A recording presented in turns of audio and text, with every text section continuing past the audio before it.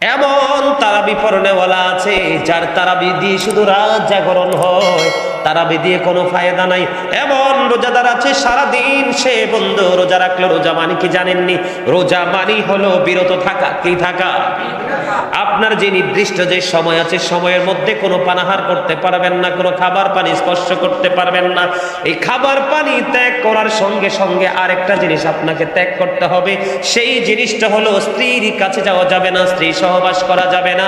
এই দুইটা কাজ থেকে আপনাকে বিরত রাখতে হবে। মূল এটার নামই হলো রোজা। বন্ধুরে আমার, এই যে তারাবি দ্বারা শুধু রাত্রি জাগ্রত থাকা হয়, বন্ধু সারাদিন উপবাস শুধু আপনার নসিবে মিলবে, রোজা দ্বারা আপনার কিছুই জুটবে না। তার বাণী হলো অথচ রোজা যিনি রাখবেন পরিপূর্ণভাবে তার 10 গুণ থেকে 700 গুণ পর্যন্ত সওয়াব বাড়িয়ে দেওয়া হবে। আপনি যদি রমজান মাসে একটা কোরআন খতম দিতে পারেন, আপনার আমলনামায় 70 থেকে 700 কোরআন খতমের সওয়াব পৌঁছে যাবে। আপনি যদি রমজান মাসে একটা মিলাদ পড়ান তাহলে 700 কোরআন মিলাদ পড়ানোর সওয়াব পাবেন। সুবহানাল্লাহ। আল্লাহ রাসূল জানিয়ে দিয়েছেন কেউ যদি নরমাল ইবাদত করে রমজান মাসে, কি ইবাদত?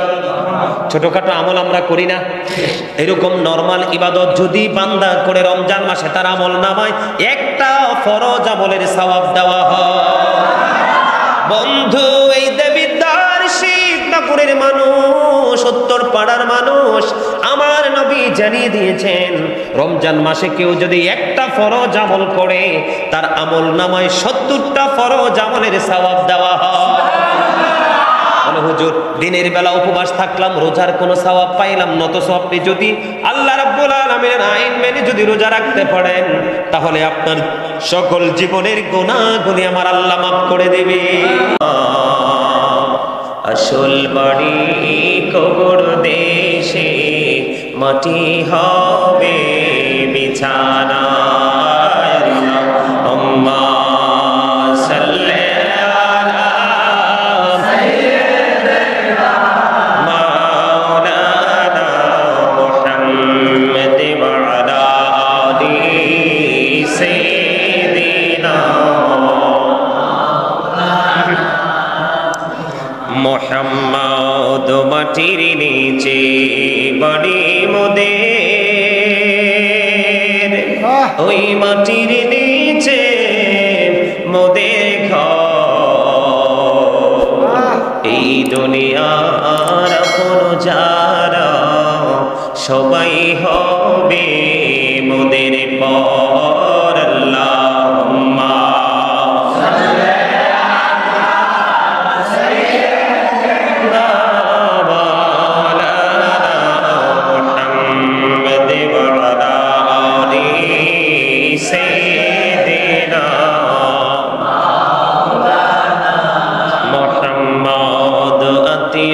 স্বজন আসবে সবে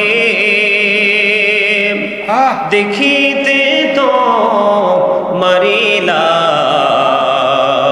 সাজাইতে তোমার বাসর কাটিবে ঝোপের কাঁচা বাস। আল্লাহুম্মা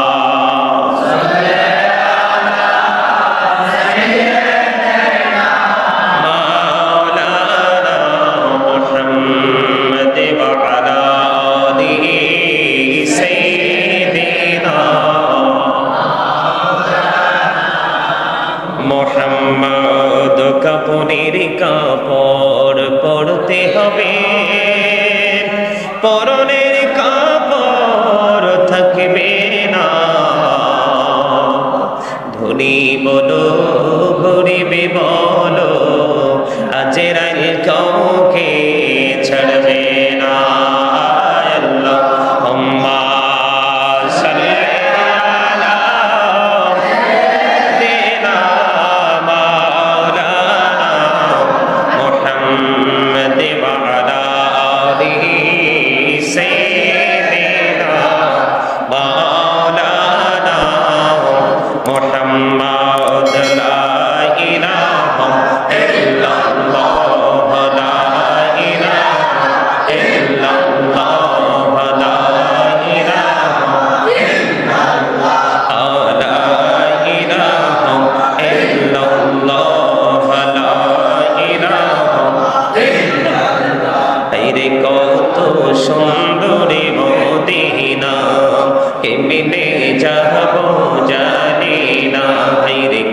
কত সুন্দর মদিনা, কেমনে যাব জানি না।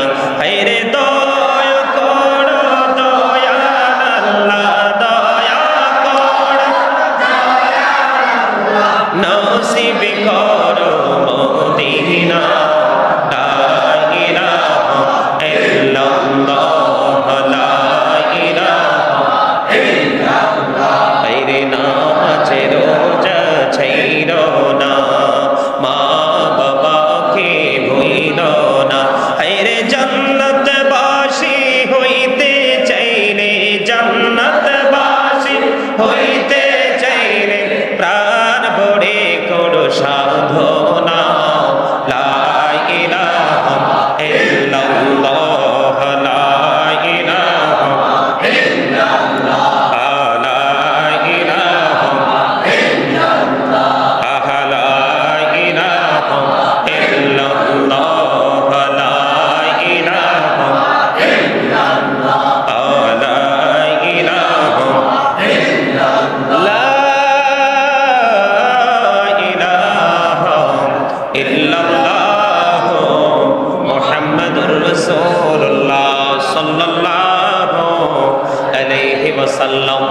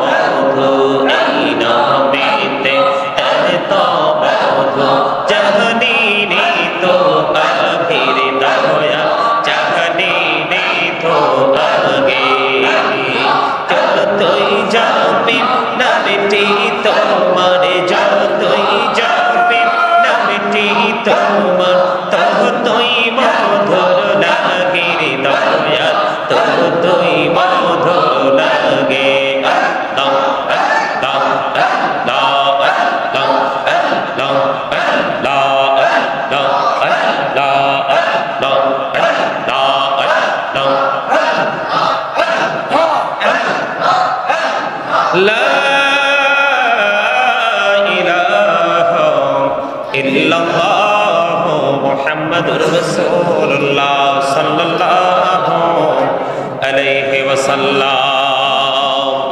সম্মানিত মুআজ্জিজ মুহতারাম, সম্মানিত উপস্থিতি, দূর দূরান্ত থেকে আগত মেহমানবৃন্দ, গ্রামের মুরব্বী ভাই বাবারা, যুবক ভাইয়েরা, পর্দার অন্তরালে আছেন মা ও বোনেরা, আজকে আমরা এই জান্নাতের বাগানে আল্লাহ রাব্বুল আলামিন আসার বসার তৌফিক দান করেছেন, সে শুকরিয়া দান সকলে বলুন আলহামদুলিল্লাহ।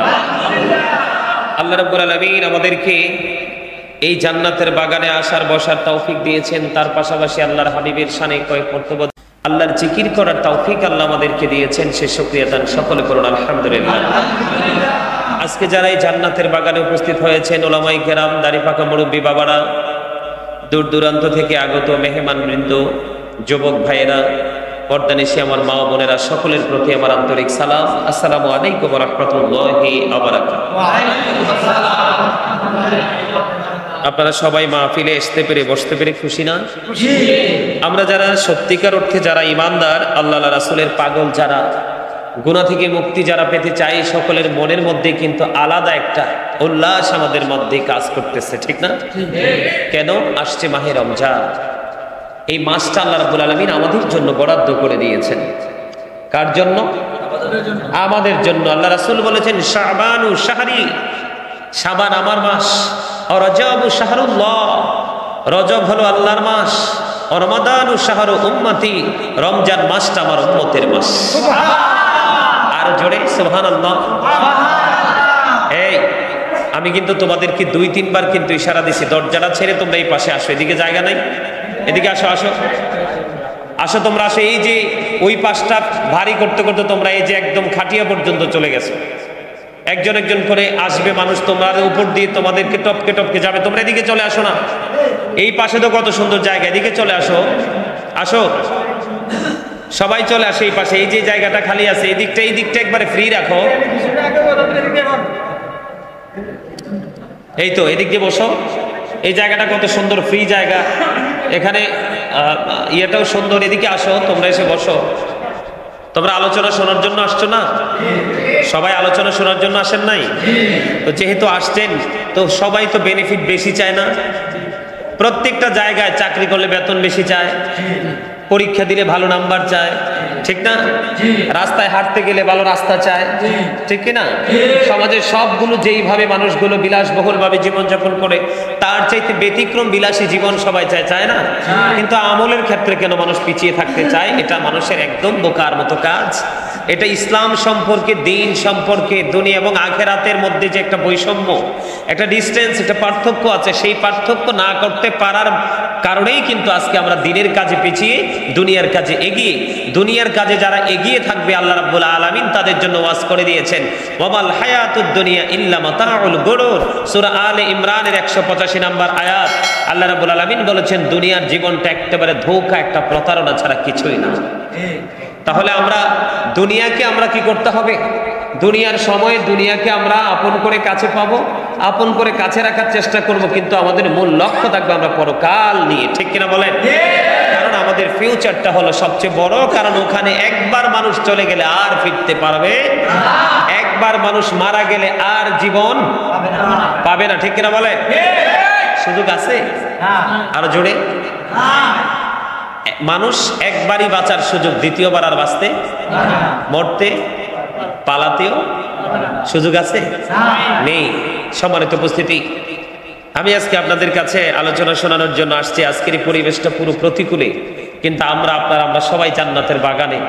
এটা কিন্তু আমাদের জন্য একটা নিয়ামত। দেখবেন একটু ঠান্ডা পড়তেছে না, আমাদের গ্রামের মানুষ, আমাদের দেশের মানুষ কিন্তু একটু আরাম প্রিয়, কিন্তু আরামের কাজ তো করে না।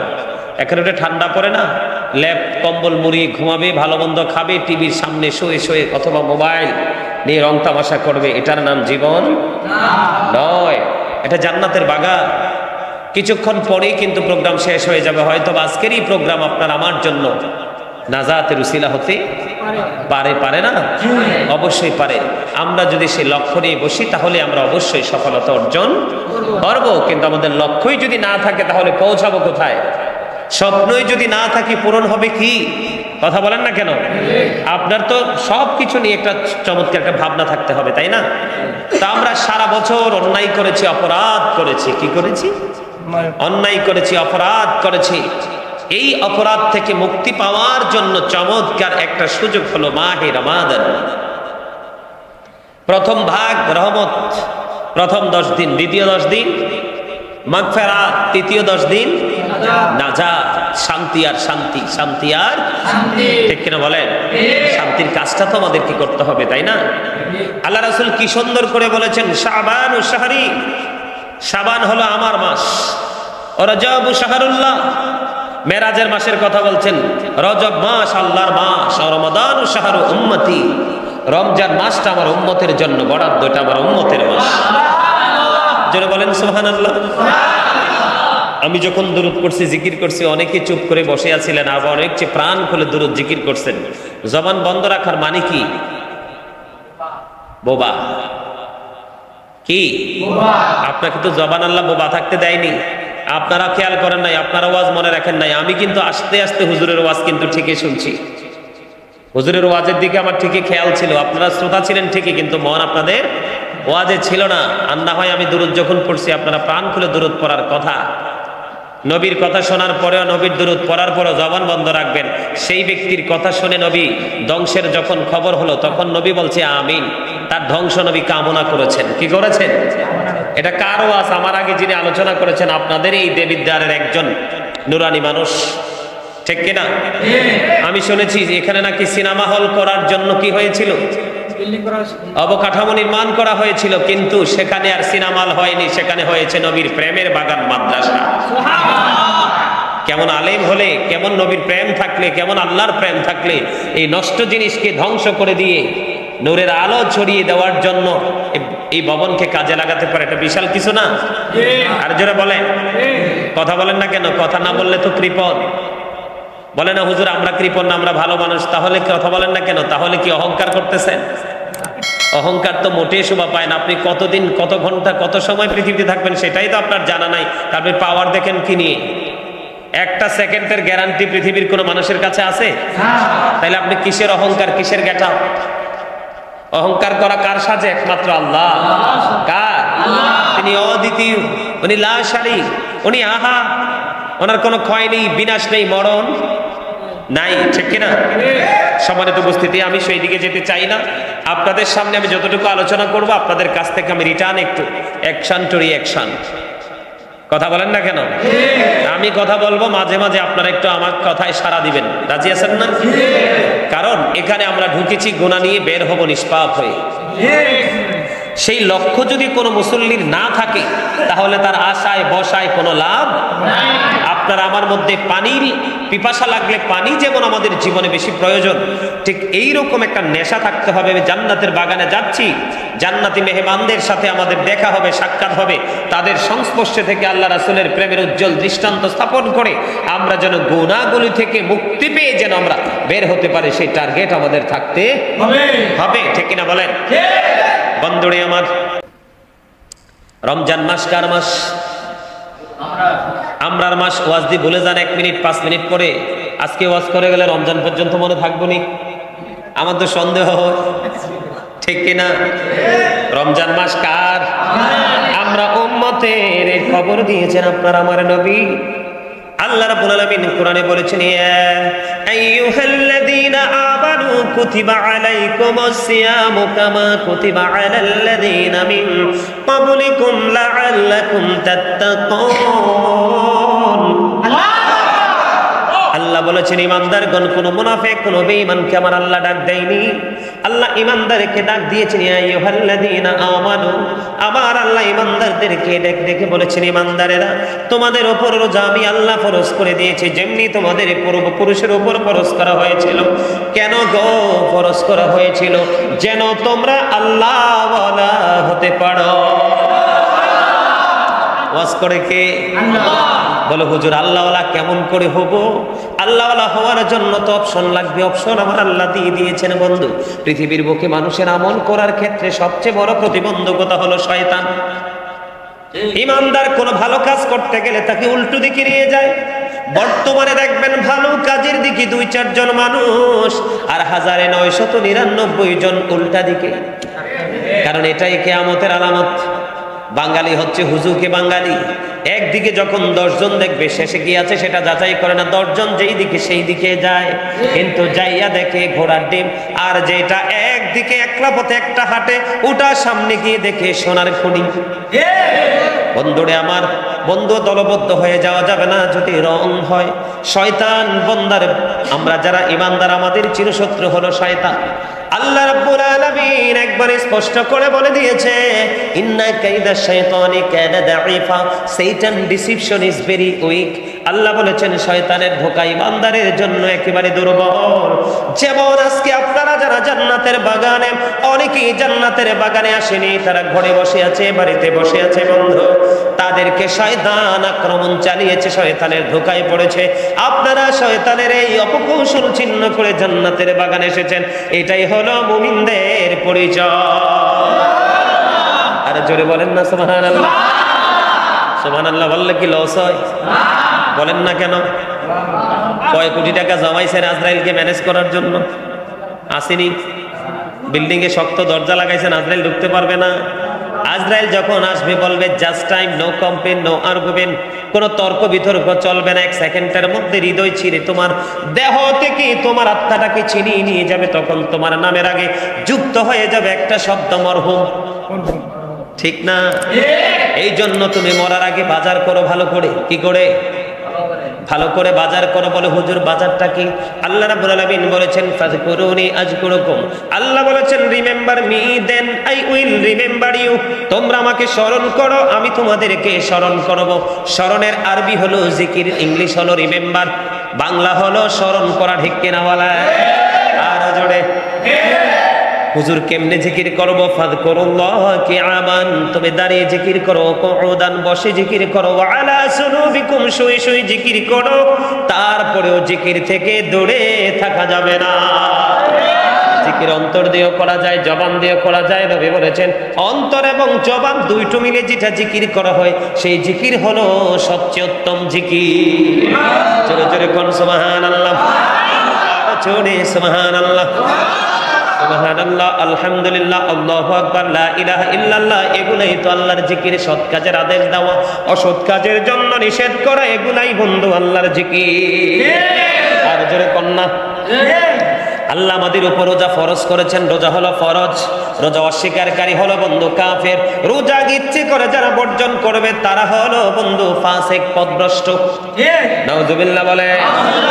মনে রাখবেন এই দেবিদ্যার শিবনগর উত্তরপাড়ার মানুষ জয়নাল আবদিন সিরাজি সাহেব আজকে আমাকে ইনভাইট করেছে। আমার বন্ধু মানুষ, আমার ভাই বন্ধু। তিনি বলেছেন, ইনভাইট করেছেন। আমার মনে মনে স্বপ্ন, বৃষ্টি ছিল না বেশি। আমি কুমিল্লা বসে বসে আল্লাহর কাছে বলেছি, মালিকু আসছে সামনে মাহে রমজান, আজকে রমজান নিয়ে কিছু তথ্য দিব মানুষের কাছে, সুযোগ করে দাও। বন্ধু আমি বের হওয়ার আগেও প্রবল বৃষ্টি। আমি যখন রেডি হয়ে বন্ধু বের হব প্রস্তুতি নিয়েছি, বন্ধু বের হয়ে দেখি একটা ফোঁটা বৃষ্টি নেই, এখনো নাই। এটা আমার মালিকের রহমত। আপনাদের জন্য নিয়ামতের খবর নিয়ে এসেছি বন্ধু, একটু ধৈর্য ধরে শুনবেন। একটা রোজা যদি ফরজ, এই রমজানের রোজা কিন্তু ফরজ। একটা রোজা যদি কেউ ইচ্ছে করে বন্ধু ছেড়ে দে, সারা জীবনেও একটা রোজার খেসারত বান্দা দিতে পারে না। সারা জীবন চেষ্টা করলেও একটা রোজা ইচ্ছে করে ছেড়ে দিবে বন্ধু। এই রোজার কৌশলেও তুমি রোজার খেসারত দিতে পারবা না। কারণ আল্লাহ রাব্বুল আলামিন যেই শর্তগুলো দিয়েছে, এই শর্তগুলোর আওতায় যদি তুমি থাকো, যেমন তুমি অসুস্থ রোজা রাখতে পারো না, মনে অনেক অনেক আকাঙ্ক্ষা, তোমার জন্য বিকল্প ব্যবস্থা আছে। ঠিক কিনা? সফরে গিয়েছো মুসাফির, তুমি রোজা রাখতে পারছো না, তোমার জন্য বিকল্প ব্যবস্থা আছে। কিন্তু যিনি স্বয়ং সম্পূর্ণ, তার যদি ইচ্ছে করে রোজা ছেড়ে দে, সারা জীবনও তার এই রোজার খেসারত দিয়ে শেষ করতে পারবে না। জোরে কন্যা ঠিক কিনা বেঠি? রোজাকে ছাড়বেন না, রোজা ধরবেন। আরো জোরে রোজা ধরবেন। কেন জানেননি? রোজা আমাদের জন্য বন্ধু বড় একটা নিয়ামত। ইদা জা রমাদান ফুতিহাত, যখন রমজান আগমন করে, আবু আবুল জান্নাত, জান্নাতের দরজা আল্লাহ সবগুলো খুলে দেয়। ওয়া গল্লিকাত আবওয়াবুন নার, জাহান্নামের দরজাগুলো বন্ধ করে দেয়। এই কিসের কথা? কি ব্যাপার? কি কথা বললে বাইরে, এখানে না। এটা জান্নাতের বাগান, এখানে কোরআন হাদিস নিয়ে কথা হচ্ছে। কি আল্লাহ এবং আল্লাহ রাসূলকে নিয়ে কথা হচ্ছে। এখানে কোনো ধরনের কোনো কথাবার্তা চলবে না। ভালো না লাগলে বাইরে বিরিয়ানির সময় আসবা, সমস্যা নাই। বিরিয়ানি দেখছি ডেকে ডেকে রেডি আছে, খাইতে পারবা ইচ্ছা মতো। কি চমৎকার ওয়াজ, এরা কথা বলে, কি আশ্চর্য অদ্ভুত ব্যাপার। মৃত্যুর ভয় মানুষের নাই। এখনকার মানুষ তো মানুষ শুধু রূপে, চামড়ায় মানুষ, ভিতর তো অমানুষ। এখনকার মানুষ কি শুধু চামড়াই মানুষ। ম্যাক্সিমাম মানুষ মাথা থেকে পা পর্যন্ত শুধু মানুষের রূপ, ভিতরটা কিন্তু জানোয়ারের রূপ নিয়েছে। এই মসজিদ, কত সুন্দর সুন্দর মসজিদ কন্টিনিউ তৈরি হচ্ছে, কিন্তু মুসল্লি নেই। কি লাভ এই মসজিদ দিয়ে? কি লাভ হবে? বরংস এই মসজিদ বানানোর পরে যদি মসজিদে উপস্থিতি না আসে, এই মসজিদের অভিশাপে এলাকা ধ্বংস হয়ে যাবে। রঙে রঙে মসজিদ বানালেই চলবে না, তাকে টেক কেয়ার করার মতো সেই মেন্টালিটি থাকতে হবে সমাজের সকল মানুষের।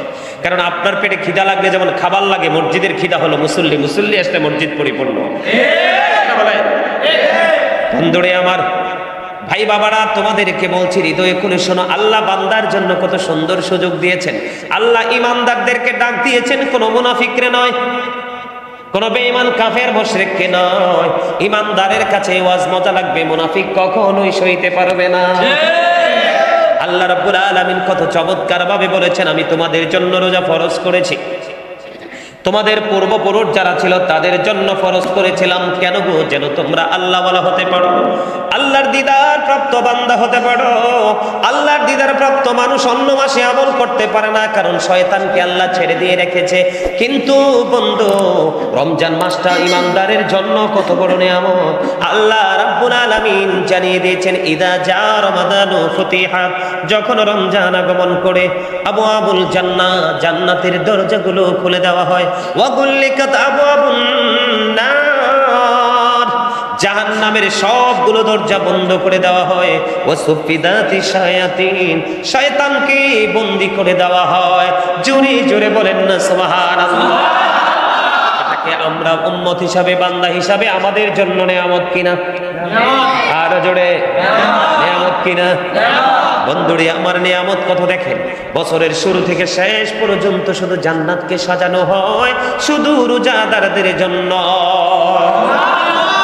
আল্লাহ রাব্বুল আলামিন হাদিস শরীফের মধ্যে এসেছে জান্নাতের একটা গেট, এই জান্নাতের গেটের নাম হলো বন্ধু রাইয়ান নামক জান্নাতের গেট। এটা কাল কিয়ামতের দিন রাইয়ান নামক জান্নাতের গেটটা ওপেন করে রাখবে, আপনার শুধু রোজাদাররা সেটা দিয়ে প্রবেশ করবে। কিন্তু আমাদের মাঝে এমন রোজাদার আছে যা রোজাদারা শুধু উপবাস মিলে, এমন তারাবি পড়নেওয়ালা আছে যার তারাবি দিয়ে শুধু রাত জাগরণ হয়, তারাবি দিয়ে কোনো ফায়দা নাই। এমন রোজাদার আছে সারাদিন সে বন্ধু রোজা রাখলো। রোজা মানে কি জানেননি? রোজা মানে হলো বিরত থাকা। কি থাকা? আপনার যে নির্দিষ্ট যে সময় আছে, সময়ের মধ্যে কোনো পানাহার করতে পারবেন না, কোনো খাবার পানি স্পর্শ করতে পারবেন না। এই খাবার পানি ত্যাগ করার সঙ্গে সঙ্গে আরেকটা জিনিস আপনাকে ত্যাগ করতে হবে। সেই জিনিসটা হলো স্ত্রীর কাছে যাওয়া যাবে না, স্ত্রী সহবাস করা যাবে না। এই দুইটা কাজ থেকে আপনাকে বিরত রাখতে হবে। মূল এটার নামই হলো রোজা। বন্ধুরে আমার, এই যে তারাবি দ্বারা শুধু রাত্রি জাগ্রত থাকা হয়, বন্ধু সারাদিন উপবাস শুধু আপনার নসিবে মিলবে, রোজা দ্বারা আপনার কিছুই জুটবে না, তার বাণী হলো। অথচ রোজা যিনি রাখবেন পরিপূর্ণভাবে, তার 10 গুণ থেকে 700 গুণ পর্যন্ত সওয়াব বাড়িয়ে দেওয়া হবে। আপনি যদি রমজান মাসে একটা কোরআন খতম দিতে পারেন, আপনার আমলনামায় 70 থেকে 700 কোরআন খতমের সওয়াব পৌঁছে যাবে। আপনি যদি রমজান মাসে একটা মিলাদ পড়ান, তাহলে 700 কোরআন মিলাদ পড়ানোর সওয়াব পাবেন। সুবহানাল্লাহ। আল্লাহ রাসূল জানিয়ে দিয়েছেন, কেউ যদি নরমাল ইবাদত করে রমজান মাসে, কি ইবাদত? ছোটখাটো আমল আমরা করি না, এরকম নরমাল ইবাদত যদি বান্দা করে রমজান মাসে, তার আমল নামায় একটা ফরজ আমলের সওয়াব দেওয়া হয়। বন্ধু, এই দেবিদ্বার শিবনাপুরের মানুষ, উত্তর পাড়ার মানুষ, আমার নবী জানিয়ে দিয়েছেন, রমজান মাসে কেউ যদি একটা ফরজ আমল করে, তার আমল নামায় 70টা ফরজ আমলের সওয়াব দেওয়া হয়।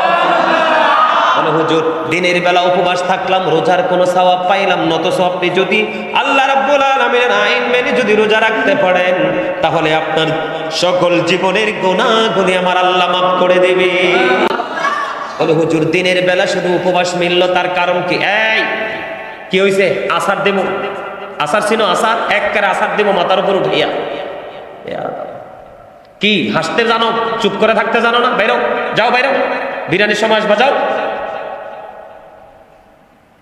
এই জালিবেত আছেন এখানে, জালিবেত থাক থাক, তোমরা যাই না, তোমরা যাই না, তোমরা বসো। এই তোমরা বসো, ভাই বসেন। আরে এটা আমার ব্যাপার।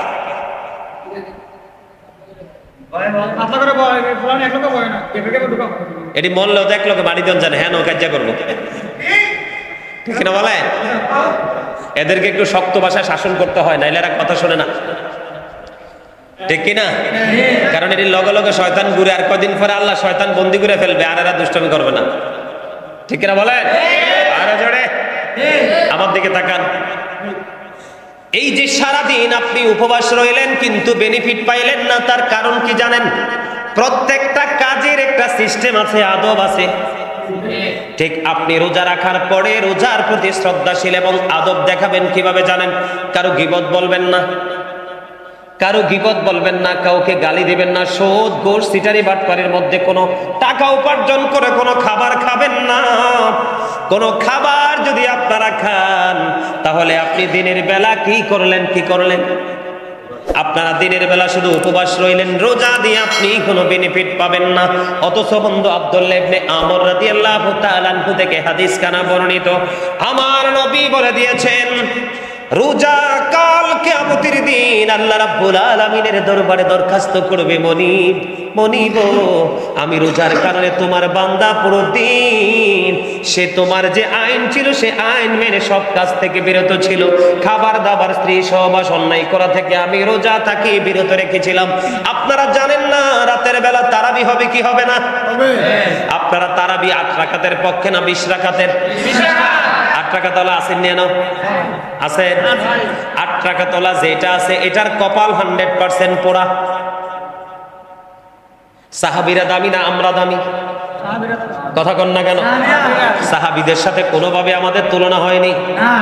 আমাদের চোখের দৃষ্টি, হাতের কাজ, পায়ের কাজ, মনের চিন্তা, হাত চোখ প্রত্যেকটা জায়গা বন্ধ নোংরামির দিকে, আর সাহাবায়ে কেরামের পুরো জীবনটাই ছিল নবীর প্রেমের দিকে। তারা দামি না আমরা দামি? ওয়া ইজমাউস সাহাবাতি আলা আন্না তারাবিহা 20 রাকাআ, সকল সাহাবায়ে কেরাম ঐক্যমত হয়েছে তারাবি নামাজ বন্ধু 20 রাকাত। সকল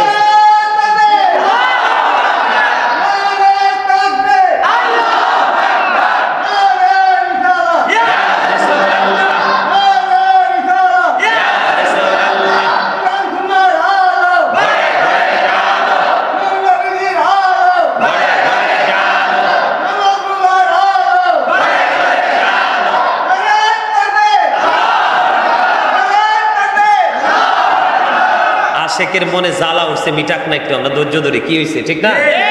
আরো জোরে। সাহাবায়ে কেরাম সবাই একমত হয়েছে আমার নবী তারাবি নামাজ, সবাই মিলে বন্ধু একমত হয়েছে তারাবি নামাজ সম্পর্কে 20 রাকাত। আপনাদেরকে সাধারণ ভাষায় প্রশ্ন করা উচিত না, তারপরও প্রশ্ন একটা করব ছোট্ট। এখন দেখবেন বাংলাদেশে কত বড় বড় শায়েখ ঘন্টা দিয়া বসে বসে ফতোয়া দিবে তারাবি নামাজ 8 রাকাত 12 রাকাত মাইনাস করে দিছে। গোমটার নিচে বসে বসে ফতোয়া দেয়, নিচের দিকে চাইয়ে চাই এত বড় রুমাল ঢুকাইয়া ফতোয়া দেয় তারাবি নামাজ 20 রাকাত। আপনারা বলেন তো আল্লাহর কদমে সেজদা বেশি দিলে লাভ না কম দিলে লাভ? আরো জোরে। আল্লাহর কদমে সেজদা বেশি দিলে লাভ না অল্প দিলে? তাহলে 20 রাকাত তারাবি, আমার নবী 20 রাকাত তারাবি নামাজ পড়েছে, বিতের নামাজ পড়েছে 3 রাকাত। গতকালকে যেখানে মাহফিলে ছিলাম ওই মাহফিলে যাওয়ার একদিন আগে নাকি ইমাম সাহেব ফতোয়া দিয়েছে বিতের নামাজ 1 রাকাত। আমার দাদা ভাই যারা আছেন আপনারা জীবনে 1 রাকাত পড়ছেন নিবিতে? বুঝতে হবে মৌলবী ঠিক নাই, সব মৌলবী ঠিক নাই। কিছু মৌলবীর গায়ে বন্ধু অ্যালার্জি আছে, যাদের গায়ে অ্যালার্জি আছে চুলকানি যখন শুরু হয় কোনটা সঠিক কোনটা বেঠিক বলে এটার কোনো ঠিক ঠিকানা নাই। কেনা বলেন কি নাই? ঠিক ঠিকানা নাই। আপনাদের অনেকের গায়ে লাগতে পারে, আই ডোন্ট কেয়ার, কিচ্ছু করার নাই। কারণ আমার রাসূল বলেছেন আল হাক্কু মুররুন, হক কথা তিতা। আল্লাহ রাব্বুল আলামিন কোরআনে বলেছে ওয়াকুলু কাওলান সাদীদা, আল্লাহ বলেছেন সে দা রাইট থিং, সত্য কথা বলো, সঠিক কথা বলো। আমার আল্লাহ সত্য বলেছে, সত্য সন্ধান দিয়েছে। আমার নবী সত্য বলেছেন। বেঈমান কাফেররা বলেছেন হি ওয়াজ ভেরি ট্রুথফুল। আই নবী মুহাম্মদ ছিলেন সত্যবাদী। আর জোরে সকল সাহাবায়ে কেরামের মত কি তারাবি নামাজ কয় রাকাত? 20 রাকাত। আপনাদেরকে কেউ যদি 8 রাকাতের ফতোয়া দেয় মানবেননি? কথা বলেন পড়বেন? বন্ধু পড়তে পারেন আর পারেন, তবে একটা কাজ হলো আমার নবী তারাবি নামাজ জামাতে পড়েননি। বলে হুজুর কেন গো তারাবি জামাতে পড়েননি? আমার নবী যদি প্রতিদিন তারাবি নামাজ জামাতে পড়তো এখন আমাদের জন্য এটা ফরজ হয়ে যেত। আমার নবী বলতেন ধীরে ধীরে দিন যত গড়িয়ে যাবে, পৃথিবী যত কিয়ামতের নিকটবর্তী হবে, আমার উম্মতগুলো জীবন জীবিকার জন্য সময় দিবে, তারা পাগল পাড়া হয়ে যাবে। এই জন্য নবী তারাবি নামাজ জামাতে পড়েননি। তারাবি নামাজ নবী জামাত ছাড়া পড়েছেন যেন আপনি আপনার সুবিধা মতো জামাত ছাড়াও আদায় করতে পারেন। আর জোরে বন্ধুরে আমার, আবু দাউদ শরীফের মধ্যে এসেছে হাদিস খানা, আমার পিচ্চির কাছে আমার মোবাইলটা আছে, সবগুলো দলিল আছে একবারে রেফারেন্স সহ। বন্ধুরে আমার, হযরতে ওমর রাদিয়াল্লাহু তাআলা আনহু, উবাই ইবনে কাব রাদিয়াল্লাহু তাআলা আনহুর পিছনে নামাজ পড়ার জন্য মুসল্লিদেরকে একত্রিত করলেন, মানুষকে একত্রিত করলেন। করার পরে উবাই ইবনে কাব রাদিয়াল্লাহু তাআলা আনহু সকল মুসল্লিদেরকে নিয়ে 20 রাকাত তারাবি আদায় করলো। জোরে জোরে বলেন না সুবহানাল্লাহ। সাহাবায়ে কেরাম আমার নবী বন্ধু 20 রাকাত তারাবি পড়েছেন, বিতের নামাজ 3 রাকাত পড়েছেন। সাহাবায়ে কেরাম সকলে ঐক্যমত হয়েছেন বন্ধু। ওয়া ইজমাউস সাহাবাতি আলা আন্না তারাবিহা 20 রাকাআ। আমার নবী জানি সাহাবায়ে কেরাম সকলে ঐক্যমত হয়েছেন তারাবি নামাজ 20 রাকাত। আমার নবী পড়েছেন 20 রাকাত, সাহাবায়ে করেছেন 20, সাহাবায়ে কেরাম পড়েছেন 20 রাকাত। বাংলাদেশের জমিনেও এই যে মুরব্বি তাদের বয়সী যারা ইমাম ছিলেন, শায়েখ মাশায়েখ ছিলেন, ঠিক কিনা বলেন? আপনাদের জামানায় যারা বড় বড় বুজুর্গ আলেম ছিল তারা 20 রাকাত করছেন, 8 রাকাত। চাচা কথা বলেন না, 20 রাকাত না 8 রাকাত? আপনাদের জামানায় 20 রাকাত করছে না সবাই? মারামারি কাটাকাটি ছিল? এখনকার বন্ধু এই যে বন্ধু প্রত্যেকটা বিষয় নিয়ে মানুষের মধ্যে দ্বন্দ্ব সৃষ্টি করে দিচ্ছে। এত বেশি ভুল ফতোয়া দেয়ওয়ালা বক্তা বাংলাদেশে বের হয়েছে। 73টা দলের মধ্যে 73টা দলের লিডারই হলো মাওলানা, ঠিক কিনা বলে? একটা মাত্র হলো রাইট, বার 72টা কি? কথা বলেন না কেন? 72টা রং, একটা হলো রাইট। এত রঙের মাঝে রাইট খুঁজে বের করা বড় মুশকিল। আপনাদের জন্য সহজ উপায় হলো আমার চাচা আমার দাদার জামানায় যে ইসলামটাকে মেনে এসেছিল, যেমন আমরা বন্ধু মিলাদ পড়েছি, তারা মিলাদ পড়ছেন না? আপনারা দাদার লগে গেছেন না? সেই জামানায় গজব ছিল বেশি না এনকা বেশি? অহনকা বেশি না? কারণ আপনাদের জামানা ছিল সত্য, সব ছিল সত্য, কোনো মারামারি হানাহানি ছিল না। বন্ধু নবী বলেছেন কিয়ামতের পূর্বক্ষণে পৃথিবীর বুকে সবচেয়ে বেশি নিকৃষ্ট মানুষ হবে আলেমরা। তাদের সুবিধার জন্য, তাদের স্বার্থের জন্য, আধিপত্য বিস্তার করার জন্য, মানুষের মন জয় করার জন্য মন গড়া ফতোয়া দিয়ে দিয়ে সাধারণ মানুষকে ধ্বংস করে দিবে। আমাদের দেশে কিন্তু কিছু সুবিধাবাদী নাস্তিক আছে না নাই? দেখবেন কিছুদিন পরে যদি কোনো বড় শায়েখ যদি ফতোয়া দেয়, জুমার নামাজ তো নাই, আগে তারা ভুল করছে, দেখবেন 100 জনের মধ্যে 20 জন এটাকে সাপোর্ট করে ফেলবে। কি বুঝছেন নি আমার কথা? এইরকম বড় বড় জঘন্য মিথ্যাচার কিন্তু এখন করতেছে। বন্ধুরি আমার, ওমর রাদিয়াল্লাহু তাআলা আনহু মানুষ একত্রিত করলো, উবাই ইবনে কাব রাদিয়াল্লাহু তাআলা আনহু সবাইকে নিয়ে 20 রাকাত তারাবি নামাজ পড়েছে। জোরে জোরে সুবহানাল্লাহ। মুরব্বীদের ইসলামটা মানবেন, তাদের মুরব্বীদের আমলে যেভাবে আমল করেছেন সেইভাবে করবেন, দুনিয়া ঠিক থাকবে। যুবক মনে রাখবো, আমি আজকে জায়গায় বলে গেলাম, তোমরা যারা ইয়াং ম্যান আছো তোমাদেরকে বলতে চাই, এই যে মুরব্বীরা আছে, এই যে মুরব্বীরা আছে, ওনারা পৃথিবী চলে যাওয়ার পরে, পৃথিবী ছেড়ে যাওয়ার পরে বেশি দিন এই পৃথিবী টিকবে না। কারণ বর্তমান যুবকেরা তারা নামাজ পড়তে চায় না, আল্লাহ রাসূলের গোলামি করতে চায় না। ওই যে আধুনিক বন্ধু এলার্জিওয়ালা আলেমরা, কথিত মৌলবীরা ফতোয়া দেয়, এই যুবকরা মজা পায়, কয় নাই নাই নাই, বড় আরাম, ঠিক কিনা বলে? তোমরা মনে করো বেঁচে গেছো, না না, তারা কিন্তু তোমাদেরকে জাহান্নামের দিকে নিয়ে যাচ্ছে। তোমরা বুঝতে হবে পরিপূর্ণ ইসলাম বন্ধু ডিজিটাল নয়। ইসলামের জন্ম যেখান থেকে যেমনি শুরু হয়েছে এটা আজও পর্যন্ত এমনি থাকবে, এটা কখনো পরিবর্তন হবে না। পরিবর্তন হবে আমাদের মতো কিছু সুবিধাবাদী মানুষ। কথা বলেন না কেন? তারাবি নামাজ কয় রাকাত পড়বেন? তো ফতোয়া মানবেন নি? হ্যাঁ, কথা কন না কেন? মানে কম পড়লে ভাল লাগে না? কম পড়লে কি লাগে? একটু মজা লাগে না? কষ্ট লাগে না? এই হচ্ছে মুমিনদের লক্ষণ। এগুলো কার লক্ষণ? মুমিনদের চিন্তা ভাবনা। যুবকদেরকেও বলছি, জিরাইয়া জিরাইয়া দরকার লাগলে পড়বা, তারপরে 20 রাকাত একটা মাসে নামাজ পড়ো। যদি 50 ওয়াক্ত নামাজ বরাদ্দ হইতো উপায় ছিল আমাদের? হ্যাঁ, নবী আমাদেরকে মাইনাস করলো, 45 ওয়াক্ত 5 ওয়াক্ত দিল। আল্লাহ কয় আমার কথা লড়চড় হবে না, আমি বলছি 50 ওয়াক্ত। আমার বান্দা যখন 5 ওয়াক্ত পড়বে 50 ওয়াক্তের সওয়াবই দিব। নাকি আমাদের জন্য বিশাল নিয়ামত না? সম্মানিত উপস্থিতি, এই জন্য নবী বলেছেন আহলে সুন্নাহ ওয়াল জামাত ইজ দ্য বেস্ট পার্টি। সুন্নি জামাতের জন্য জান্নাত বরাদ্দ। একটা দলের জন্য জান্নাতের ঘোষণা দিয়েছেন আমার নবী, সেটা হলো কি? আহলে সুন্নাত ওয়াল জামাত। এটার মধ্যে নবীর প্রতি প্রেম আছে, সাহাবায়ে কেরামের প্রতি প্রেম আছে, নবীর আহলে বাইতের প্রতি প্রেম আছে, মাযহাবের ইমামদের প্রতি প্রেম, ইমামদের প্রতি প্রেম আছে, তরিকার ইমামদের প্রতি প্রেম আছে। পূর্বসূরি আইম্মায়ে কেরাম থেকে আজ পর্যন্ত যারা সঠিক ইসলামের দাওয়াত দিয়ে যাচ্ছে তাদের প্রতিও প্রেম আছে, ঠিক কিনা বলেন? তারাবি নামাজ 20 রাকাত পড়বেন, বিতের নামাজ 3 রাকাত পড়বেন, 1 রাকাত পড়বেন না, মনে থাকবে তো? আর জোরে কয় রাকাত পড়বেন? বল ফতুয়া শুনবেন না বন্ধু, বেশি বেশি করে দুরূদ পড়বেন, বেশি বেশি করে কোরআন তেলাওয়াত করবেন, কারণ কোরআন আপনাকে কাল কিয়ামতের দিন আল্লাহর দরবারে সুপারিশ করবে। কি করবে?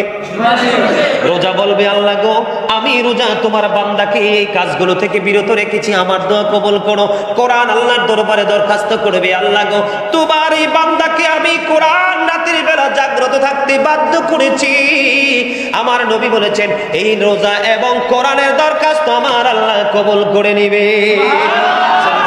সুবহানাল্লাহ করবেন তো? বেশি বেশি করে দান সাদকা করবেন। আমার রাসূল বন্ধু রোজা রাখলে আপনারা সেহরি খাইতে হবে, হালাল উপার্জন দিয়ে ভাত কিনে খাবার কিনে খাবেন, অন্যথায় কিন্তু রোজা হবে না। ওই যে বলেছিলাম বন্ধু, সারাদিন উপাস থাকবেন, কাজ হবে না, গীবত বলা যাবে না, কাউকে গালি দেওয়া যাবে না, মিথ্যা বলা যাবে না, হারাম উপার্জিত অর্থ দিয়ে খাবার খাওয়া যাবে না, খাইলে কোনো লাভ হবে না। কারণ লা তুকবালু সালাতুন বিগাইরি তুহুর ওয়ালা সাদাকাতুম মিন গুলুল। বন্ধু পবিত্রতা ছাড়া ইবাদত কবুল হয় না, এবং হারাম টাকা দান করলে দানও কবুল হয় না। জোরে জোরে বলেন না আল্লাহু আকবার। এখন আমাদের দেশে অপবিত্র নামাজি বেশি, কথা কয় না? পবিত্রতা অপবিত্র বলতে বুঝছেন নাকি? টাকা পাঞ্জাবিটা হারাম টাকায় কিনা, খাবারটা হারাম টাকায় খাওয়া, ঠিক কিনা বলেন? সুদের টাকা, ঘুষের টাকা, বিভিন্ন রকমের টাকা, ঠিক কিনা বলেন? এই জন্য বন্ধু রমজান মাস আপনি যদি হারামের সাথে সম্পৃক্ত থেকে কাজ করেন আপনার লাভ হবে না, হারাম থেকে দূরে থাকতে হবে, তাহলে রোজা আপনার কবুল হবে। জুরে জুরে বলেন না সুবহানাল্লাহ। আর জোরে হালাল উপার্জন দিয়ে সেহরি খাবেন, কারণ সেহরিতে অনেক বরকত আছে। ইফতারি করবেন কেমনে জানেননি? বর্তমানে এখন আজকে আসার সময় আমার ছেলেদেরকে গাড়ি থেকে দেখাইছি, এই যে দোকানের দিকে তাকাও, কনফেকশনারির দিকে তাকাও, সবগুলো খাবারের মধ্যে ভেজাল। এই জন্য আমার নবী আজ থেকে 1450 বছর আগে উম্মতদেরকে সুস্থ রাখার জন্য আমার নবী বয়ান করে গেছেন, ওয়াজ করে গেছেন। হাদিস শরীফের মধ্যে এসেছে বন্ধু, আমার নবী বলেছেন তোমরা খেজুর দিয়ে ইফতার করো। আমার নবী ইফতার করার আগে দোয়া পড়তেন, আল্লাহুম্মা লাকা সুমতু আলা রিজকিকা আফতারতু। জোরে জোরে আল্লাহু আকবার। আল্লাহ তোমার জন্য রোজা রেখেছি, তোমার দেওয়া রিজিক দিয়ে ইফতার করেছি। জোরে জোরে সুবহানাল্লাহ। আমার নবী জানিয়ে দিয়েছেন আম্মা তোমরা খেজুর দিয়ে ইফতারি করো। হুজুর গো খেজুর যদি না পাই, খেজুর কেনার তৌফিক নাই, কি করব? আমার নবী বলেছেন তাহলে পানি দিয়ে ইফতার করো। আমি আপনাদেরকে বলবো বর্তমান বাজারে যে ঠ্যাংঠুং বাইর হইছে, এগুলো ম্যাক্সিমামই কেমিক্যাল। এগুলো শরবত খাওয়ার চাইতে আপনারা কি করবেন? বাড়িতে লেবু কিনে এনে রাখবেন। কি লেবু কিনে এনে রাখবেন, বাড়িতে যদি থাকে তাইলে আরো বেটার। লেবু কিনে বন্ধু একটু একটু গুড় দিয়ে শরবত বানিয়ে খাবেন। আপনি রোজাদার, শারীরিক ভাবে আপনি অনেক বেশি সুস্থ থাকতে পারবেন। জুড়ে জুড়ে সুবহানাল্লাহ। আর জুড়ে বলেন না সুবহানাল্লাহ। আর একটু মহব্বতে সুবহানাল্লাহ বলতে পারেন না? আমার আল্লাহ বলতেছেন রোজা আমার সন্তুষ্টির জন্য। কিসের জন্য? আর জোরে আল্লাহ রাব্বুল আমিন বলতেছি রোজা আমার সন্তুষ্টির জন্য, আমি নিজে আমার বান্দাকে সেই প্রতিদান দিব। জোরে জোরে কন্যা সুবহানাল্লাহ। আমরা আল্লাহকে সন্তুষ্ট করার জন্য বন্ধু রোজা রাখবো, মানুষকে খুশি করার জন্য নয়। রমজানের শেষ 10 দিন যখন আসবে বন্ধু, মাজার কাপড়টা শক্ত করে বেঁধে ইবাদতের জন্য নেমে যাবেন। মা আয়েশা সিদ্দিকা রাদিয়াল্লাহু তাআলা আনহা তিনি বলেছেন আমার নবী রমজানের শেষ 10 দিন যখন আসতো, কোমরে মাজায় কাপড় শক্ত করে বেঁধে আমার নবী নামা ইবাদত করতেন, এবং আমাদেরকেও জাগিয়ে দিতেন ইবাদত করার জন্য। রমজানের শেষ 10 দিন যখন আসবে তোমরা লাইলাতুল কদরকে তালাশ করবে মেজর রাত্রিগুলোতে। সুবহানাল্লাহ বলেন না? আপনারা রমজানের শেষ 2 দিন ইতিকাফ করবেন। যেই মসজিদে 5 ওয়াক্ত জামাত হয় মসজিদে পুরুষরা ইতিকাফ করবে। কোনো জানাজা হলে যেতে পারবে না, বিনা প্রয়োজনে মসজিদ থেকে বের হতে পারবে না, স্ত্রীর কাছে যেতে পারবে না, স্ত্রী সহবাস করতে পারবে না, তারা মসজিদে অবস্থান করবে। সবচেয়ে বড় ভয়ঙ্কর কথা হলো বিনা প্রয়োজনে মসজিদ থেকে বের হতে পারবে না, পুরুষরা ইতিকাফ করবে। মা বোনেরা বাড়ির আঙিনায় এরকম একটা সুন্দর করে তৈরি করে তারাও বাড়িতে ইতিকাফ করতে পারবে। জীবনের গুনাহগুলি আমার আল্লাহ মাফ করে দিবে। আর জোরে কন্যা সুবহানাল্লাহ। আমাদের দেশে অনেক মানুষ আছে বন্ধু, রমজান মাসে রোজা রাখতে চায় না। কি করতে চায় না? অনেকের গ্যাস্ট্রিক বেড়ে যায়, মাথা ব্যথা বেড়ে যায়। অনেক দোকানদার আছে টাউট পর্দা টানিয়ে খাবার রেডি করে, ওইটারও যেই জন্মের ফিটাফিট বললাই কি রিজিকের মালিককে আল্লাহ। তুমি যদি 3 রাস্তার মোড়ে দোকান চালু না করতাম তাহলে মানুষ লুকিয়ে খাবার সুযোগ পাইতো না। ঠিক কিনা বলে?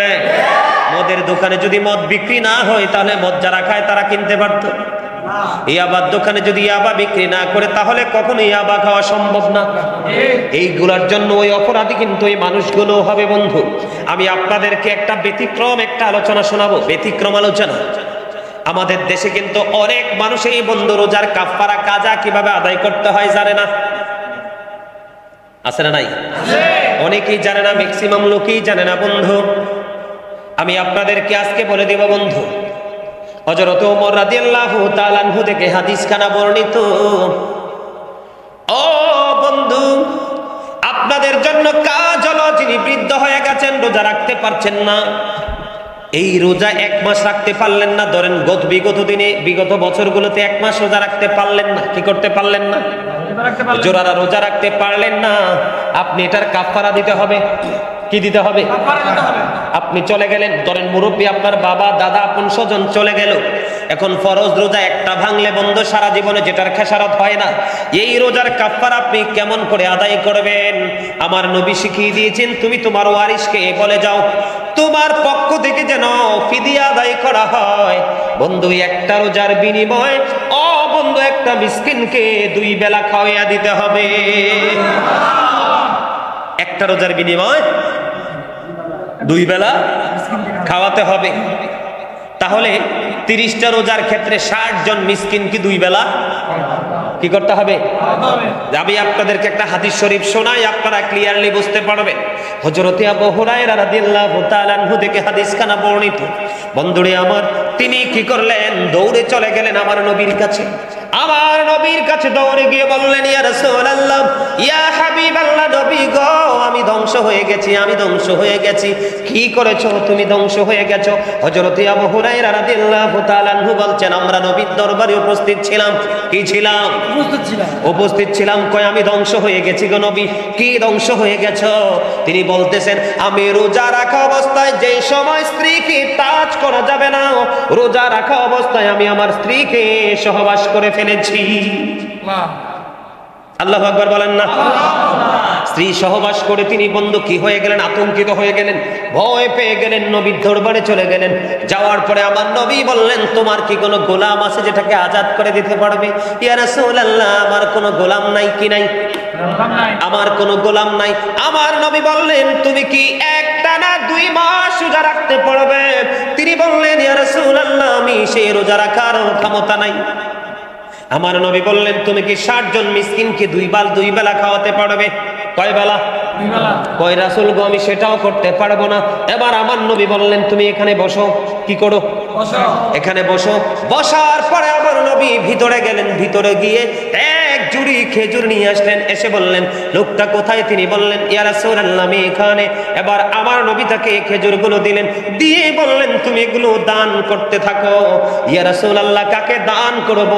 আমার চেয়ে গরিব। তখন তিনি বললেন, হ্যাঁ। এবার আমার নবী কি বললেন? ইয়া রাসূলুল্লাহ, ইয়া হাবিবাল্লাহ, নবী গো, ও প্রাণের নবী, 2 পাহাড়ের মাঝখানে আমার পরিবারের চাইতে গরিব তো আর কেহ নাই। এবার আমার নবী বললেন, তাহলে তোমার পরিবারকে খেজুর খাওয়া। জোরে জোরে কন্যা সুবহানাল্লাহ। তাহলে কি করতে হবে? রোজার কাজা আদায় করতে হবে কিনা? এখন আমাদের দেশে অনেকেই কিন্তু ভুল ফতোয়া দেয়। আপনি ধরেন 48 মাইল অতিক্রম করে ফেললেন, মুসাফির হয়ে গেছেন। কি হয়ে গেছেন? আপনি মুসাফির হয়ে যাওয়ার পরে আপনি চেষ্টা করবেন রোজাটা রাখার জন্য, কারণ রোজাটা রাখা উত্তম। কি? রোজাটা রাখা কি উত্তম। কিন্তু আপনি এমন এক পরিস্থিতি পরিস্থিতির মধ্যে পড়লেন, রোজাটা রাখা কোনোভাবেই আপনার সম্ভব না।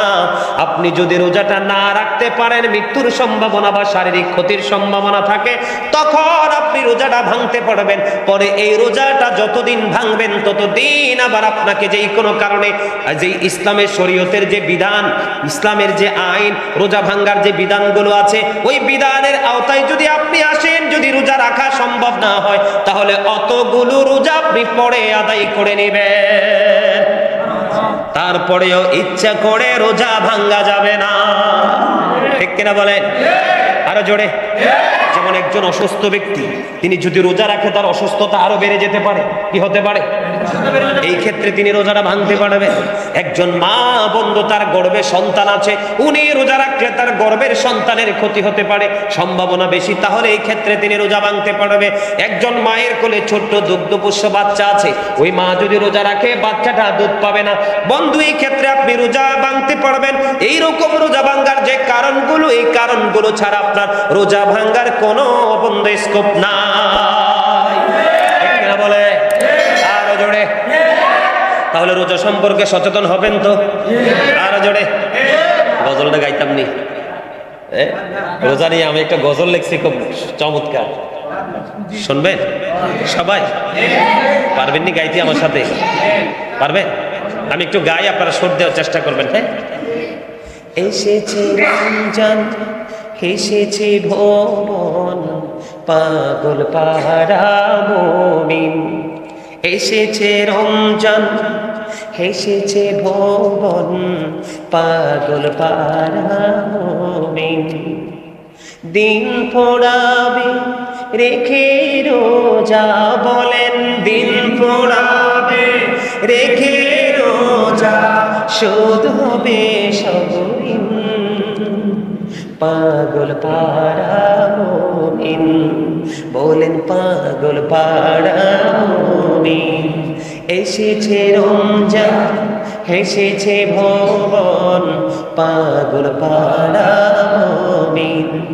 দিন পোড়াবে রেখে রোজা, বলেন দিন পোড়াবে রেখে রোজা, শোধ হবে সব ঋণ। পাগল পাড়া মুমিন, বলেন পাগল পাড়া মুমিন।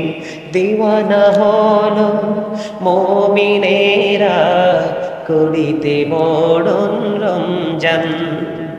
দিওয়ানা হলো মুমিনেরা, করিতে বরণ রমজান। রমজানেরই মধুর ছোঁয়ায় পাপ হবে সব বিলীন। পাগল পাড়া মুমিন, বলেন পাগল পাড়া মুমিন। রাখিলে রোজা দিবা বাগে, রজনী যুগে তারাবি। নূর নবীজি নূরের ছোঁয়ায়, বলেন নূর নবীজি নূরের ছোঁয়ায়, সুখ যে অনন্ত দিন। পাগল পাড়া মুমিন, জোরে জোরে কন্যা মারহাবা। ভাল লাগছে না গজলটা? আরো জোরে। সাউন্ডটা ভালো না তো, এই জন্য আপনাদের কাছে, অনেকের কাছে আসলে গতকালকে গাইছি সেটা বেশি মজা হয়েছে। হ্যাঁ, আজকে সাউন্ডের কারণে তো একটা ভালো লাগছে না। এই গত কয়েকদিন আগে লিখছি রমজান নিয়ে। আমি প্রতি বছরই রমজান নিয়ে একটা গজল লিখি। গত বছর লিখেছি, তার আগের বছরও লিখেছি। যেমন আপনারা অনলাইনে শোনেন, যারা আলোচনা শোনে তারা শোনে। আলহামদুলিল্লাহ বলেন। আরো জোরে। আরেকটা গজল গাওয়ার রিকোয়েস্ট এসেছে, যেটা রমজান মাসে বেশি শোনা যায়, গভীর ভোর রাতে। গাইবো? পারলে আমার সাথে গাইবেন। এটা আপনাদের সবার কাছে পরিচিত একটা সুর, ছোট্ট করে গাইবো, তারপরে আমি আবার আলোচনা যাব। ঠিক আছে তো? আল্লাহু আল্লাহু আল্লাহু আল্লাহ, আল্লাহু আল্লাহু আল্লাহু আল্লাহ, আল্লাহ সকল কামারু বিশারতিহি।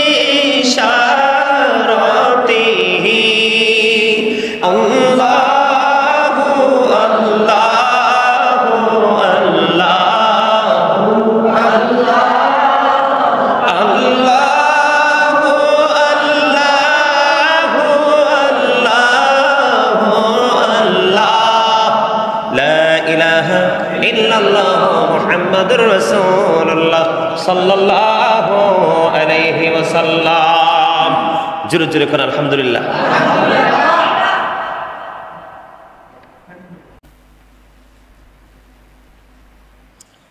সম্মানিত উপস্থিতি, আমার কাছে কিছু প্রশ্ন এসেছে, প্রশ্নের উত্তরটা দিয়ে তারপরে আবার ওয়াজে যাই, ঠিক না? কারণ ওয়াজ করতে করতে যদি প্রশ্নের উত্তর আবার ভুলে যাই তখন কিন্তু আবার মানুষ কি পাবে? কষ্ট পাবে, ঠিক না? আরো জোরে বলেন। এখানে আমার কাছে প্রথম প্রশ্ন এসেছে, ছেলেরা যে তাবলিগে যায়, মাসের পর মাস তারা মসজিদে ঘুমান, এটা কি জায়েজ?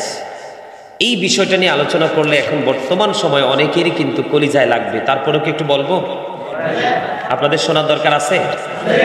আমি প্রশ্নের উত্তরটা দেওয়ার আগে আপনাদের যারা বিবেকবান মানুষ তাদেরকে বোঝানোর জন্য আমি একটা হাদিস শরীফ শোনাবো। কি? রাসূলের একজন সাহাবী যার নাম হলো আব্দুল্লাহ, তার যখন বিয়ে হলো, কি হলো? কথা মন দিয়ে শোনেন। তার বিয়ে হলো, বিয়ে হওয়ার 3 দিন পরে আব্দুল্লাহর বাবা আব্দুল্লাহর বৌমা বউয়ের কাছে চলে গেল। গিয়ে বউকে জিজ্ঞেস করলো, বৌমা তোমার তো বিয়ে হলো, আমার ছেলে তোমার সাথে কেমন আচরণ করছে? শ্বশুর গেলেন বউর কাছ থেকে জানার জন্য। কিসের জন্য? জানার জন্য। এখন যাওয়ার পরে বন্ধু, এবার বৌমা ডেকে ডেকে বলে, বাবা গো, আজকে 3 দিন হলো বিয়ে হয়েছে। কয়দিন? 3 দিন হলো বিয়ে হয়েছে। আপনার ছেলে মসজিদে অবস্থান করে কোথায়? শুধু নামাজ পড়ে আল্লাহ রাসূলের গোলামি নিয়ে পড়ে আছে। বাবা কয়দিন হয়েছে? 3 দিন। মনে রাখবেন, কয়দিন? 3 দিন হয়েছে। 3 দিন হয়ে গেল। আমার স্বামী অত্যন্ত ভালো মানুষ, ভদ্র মানুষ, তিনি শুধু মসজিদে অবস্থান করতেছে। বাবা গো, আজকে 3 দিন হয়ে গেল, আমি এখনো পর্যন্ত আমার স্বামীর চেহারা আমি দেখিনি। কি দেখিনি? 3 দিন হয়ে গেছে, নতুন বউ ঘরে রেখে জামাই কোথায়? মসজিদে। এবার আমার নবীর কাছে চলে গেলেন আব্দুল্লাহর বাবা, দৌড়ে চলে গেল নবীর কাছে। গিয়ে আব্দুল্লাহর ব্যাপারে নবীর কাছে যখন নালিশ করলেন, নালিশ করতে দেরি, আমার নবী এবার আব্দুল্লাহকে ডাকালেন, আব্দুল্লাহ আমার কাছে আসো। আসার পরে আমার নবী আব্দুল্লাহকে একটা ডাক দিয়ে বলল, আব্দুল্লাহ তুমি কি শুধু নামাজ পড়লেই চলবে? তুমি কি শুধু নামাজ পড়লেই চলবে, নাকি তোমার বিবির হক আদায় করতে হবে? এবার আমার নবী বললেন, তুমি জলদি চলে যাও তোমার বিবির কাছে, কারণ স্বামী স্ত্রীর বিয়ে হওয়ার পরে কিন্তু তাদের সবচেয়ে বড় মধুর সম্পর্কটা প্রথম রাতে হয়, যেটাকে আমরা বলি ভাসর রাত। স্বামী স্ত্রীর মিলন মেলা এক মধুর মুহূর্ত হয় বন্ধু। এটা আল্লাহ প্রদত্ত ছেলে এবং মেয়ের জীবনে একটা নিয়ামতের মুহূর্ত। তোমার 3 দিন হয়ে গেল, তোমার বিয়ে হয়ে গেল, এখনো পর্যন্ত তুমি তোমার বিবির সাথে দেখা করনি। তুমি জলদি চলে যাও, তুমি তোমার বিবির কাছে চলে যাও। জোরে জোরে সুবহানাল্লাহ। আমি আপনাদেরকে আরেকটা তথ্য দিব বন্ধু, এগুলো মনে রাখবেন, বিবেকবান যারা বুঝতে পারবেন বলবো। সাদ বিন মুআজ রাদিয়াল্লাহু তাআলা আনহু প্রতিদিন আমার নবীর পিছনে এশারের জামাত পড়তো। নবীর মুসল্লি ছিলেন, এশারের জামাত পড়তো প্রতিদিন আমার নবীর পিছনে বন্ধু। এশারের জামাত শেষ করে উনি ওনার গন্তব্যে গোত্রে চলে গেছেন। ওখানে গিয়ে তিনি আবার ইমাম হয়ে যেতেন। মুসল্লিরা ওনার পিছনে ইক্তেদা করতো, নামাজ পড়তো। একদিন বন্ধু এক দৃশ্য দেখা গেল, এক খেজুর বাগানের মালিক ওই সাদ বিন মুআজ এশারের জামাত যখন পড়াতেন, অনেক লম্বা কেরাত দিয়ে তিনি নামাজ পড়াতেন। একদিন এক খেজুর বাগানের মালিক তিনি কি করলেন? তিনি কি করলেন বন্ধু? ইনি ওই সাদ বিন মুআজের পিছনে জামাতে নামাজ না পড়ে একা একা নামাজ পড়ে তিনি খেজুর বাগানে পানি দিতে চলে গেলেন। এই খবর চলে গেল আমার নবীর কাছে বন্ধু। নবীর কাছে যাওয়ার পরে সাদ বিন মুআজকে ডাকলেন। ডাকার পরে আবার সাদ বিন মুআজকে আবার নবী ডাক দিয়ে বললেন, তুমি এশারের জামাতে কেন লম্বা কেরাত পড়ো? এখানে মানুষের কত রকমের সুবিধা অসুবিধা থাকতে পারে। বড় জামাত যখন তুমি পড়াবে তখন ছোট্ট ছোট্ট কেরাত দিয়ে নামাজ পড়াবে। জোরে জোরে কন্যা সুবহানাল্লাহ। তুমি যখন একা একা নামাজ পড়বা তখন তুমি তোমার ইচ্ছে মতো লম্বা করে তুমি নামাজ পড়ো, কোনো সমস্যা নাই। ও বন্ধু, নবী পরে বলে দিয়েছেন শুধু নামাজই পড়লে চলবে না, তোমাকে পৃথিবীর কাজও করতে হবে। ওই যে খেজুর বাগানের মালিক যে তিনি নামাজ একা একা পড়ে খেজুর বাগানে চলে গেল, এটাও তার জন্য ইবাদত। কারণ গাছে যখন পরিপূর্ণভাবে খেজুর আসবে, এই খেজুর সে নিজে খাবে এবং মানুষের মাঝে ছড়িয়ে দিবে। এই খাবার দিয়ে মানুষের পৃথিবীর রিজিক মিলবে। আমার নবী যুক্তি মতো কাকে শাসন করা দরকার ছিল? খেজুর বাগানের মালিক কেনা? কারণ আমার নবী বলে দিয়েছেন মুমিনের সব কাজ বন্ধু ইবাদত। এই জন্য আপনি একটা ছেড়ে আরেকটা করতে পারবেন না। এই জন্য দুইটা জিনিস, দুইটা নিয়ামতের খবর আমি শোনালাম। এই যে বন্ধু আমি গত কত তারিখ, গত কয় তারিখ আমি যে সন্দ্বীপ গেলাম, এই মাসের 11 তারিখে আমি সন্দ্বীপ গিয়েছি। আমার দিকে তাকান, সন্দ্বীপ বিশাল নদী, আপনারা অনলাইনে দেখবেন এই ভিডিওটা আছে বন্ধু। বিশাল নদী পাড়ে দিয়ে স্পিড বোটে আমি সন্দ্বীপ গেলাম। আমেরিকা থেকে একটা পরিবার এসেছে শুধু আমাকে নেওয়ার জন্য তার বাড়িতে। সে এত বেশি ভক্ত, আমেরিকা নিউ ইয়র্ক থেকে তিনি এসেছেন। ওনার নাম হলো নুরুল আলম। নুরুল আলম উনি বলেছেন বাংলাদেশে যাব, গাজী সুলাইমান যেই প্রান্তে থাকবো তাকে এখান থেকে খুঁজে বের করে আমার বাবা মার কবর জিয়ারত করাবো। যত টাকা হাদিয়া চাই আমি ততই দিতে প্রস্তুত। মুরব্বী মানুষ আসার পরে আমি পাগল হয়ে গেলাম, ফিরাতে পারি। সন্দ্বীপ যখন গেলাম, উনি আমাকে পেয়ে আবার বিশাল মাহফিলের আয়োজন করলেন, যেটা ওই এলাকার জন্য সেরা মাহফিল। এবার কি করলেন, আমরা নামা মাহফিল শেষ করে ওনারা আমাদেরকে সন্দ্বীপ টাওয়ারে হোটেল বুকিং দিয়েছে। 5 তলায় না, 5 তলায় হোটেল ভাড়া করেছে। আমরা ওয়াজ শেষে হোটেলে অবস্থান করলাম, ফজরের নামাজ হোটেলে পড়ে বন্ধু আবার কুমিল্লার উদ্দেশ্যে রওনা দিলাম। বিশ্বাস করেন সন্দ্বীপ নদীর ঘাটে যখন আসলাম, এবার দেখলাম একেবারে এদের মতো ইয়াং ছেলেরা, তাদের বডিটা যত লম্বা তত বড় বড় গাঁটটি নিয়ে বন্ধু নদীর ঘাটের দিকে আসছে। আর আমার ছেলেরা আমরা সবাই মিলে বন্ধু হাসাহাসি করেছি। কেন রে আপনারা বলেন, এখন কি পৃথিবীর বাংলাদেশের মুসলমান এখনো কি এত বোকা আছে নামাজ পড়তে হবে মানুষ জানে না? কথা কন না কেন? রোজা করতে হবে মানুষ জানে না?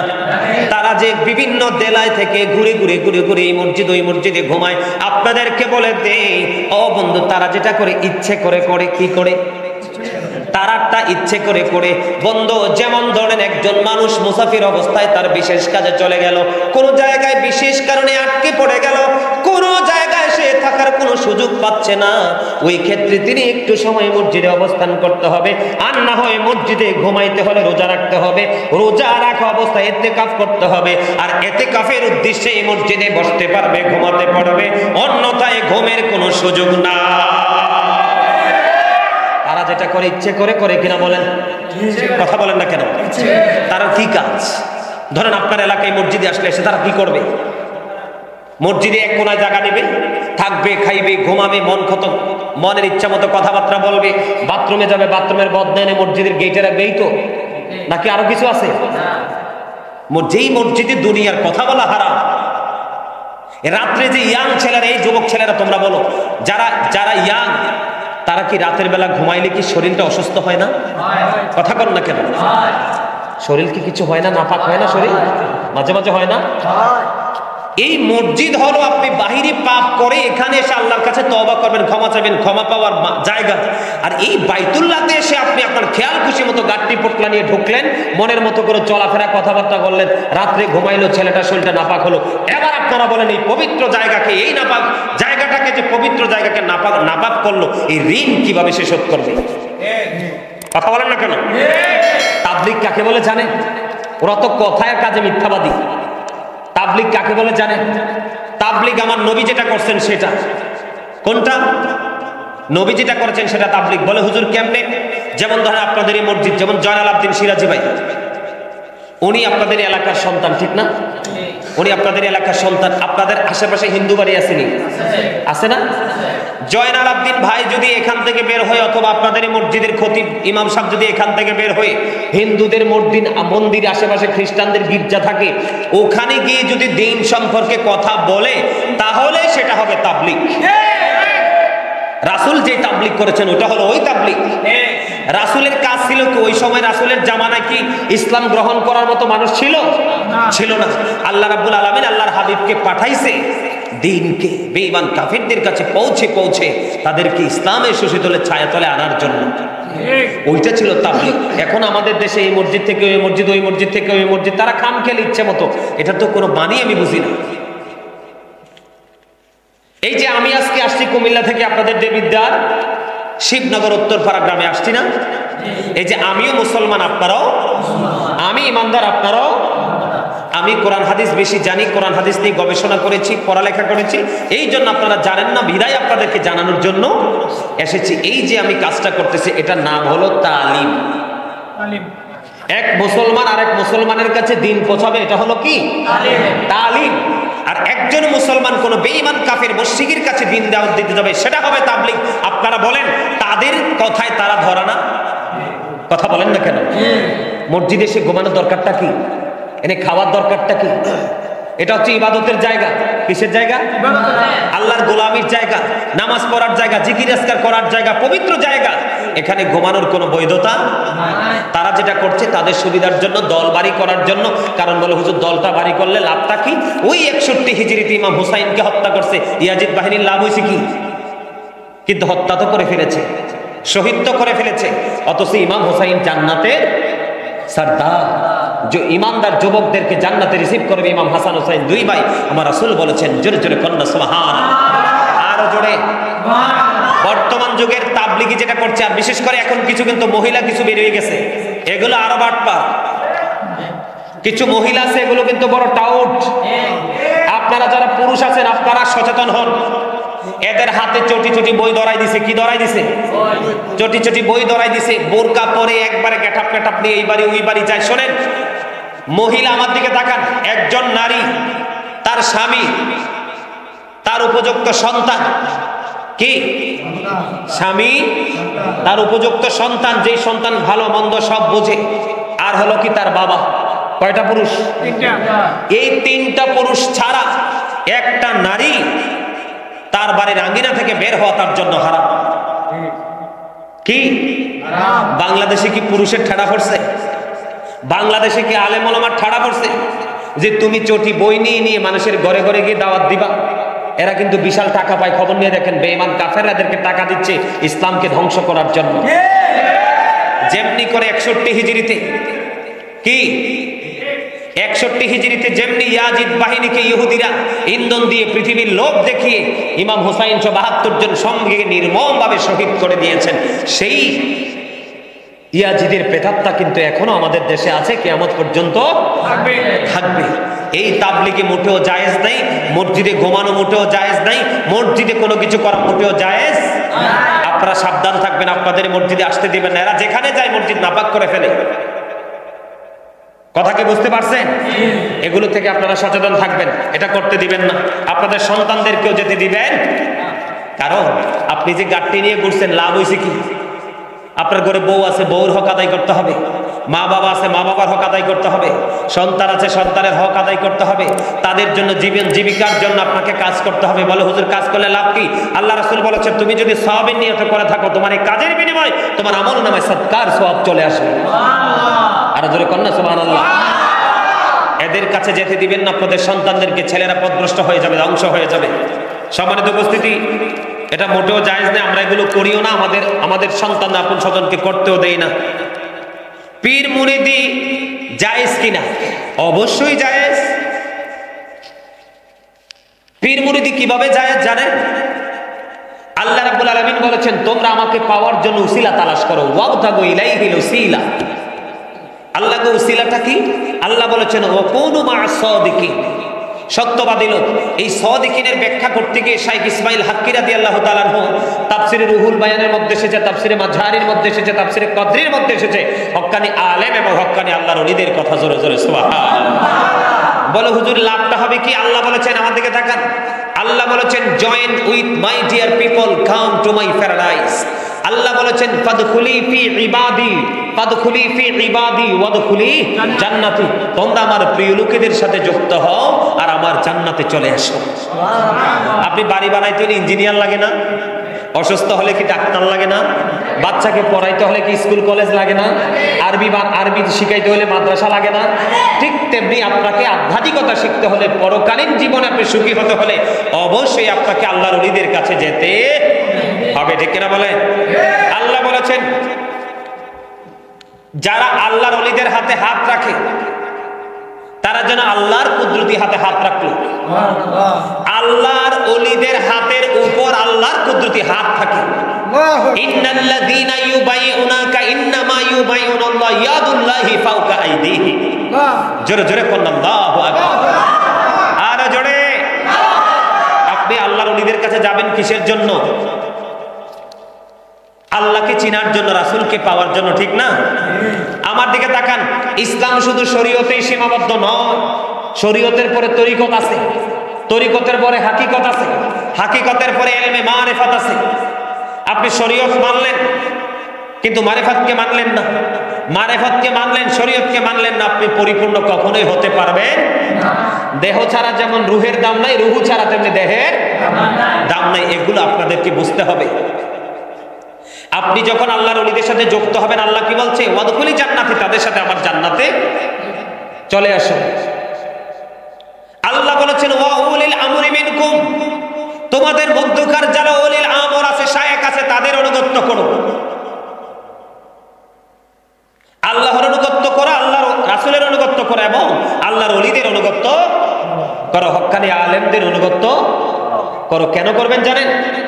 আলা ইন্না আউলিয়া আল্লাহি লা খাউফুন আলাইহিম ওয়া লা হুম ইয়াহজানুন। Behold, verily the friends of Allah have nothing to fear or to regret.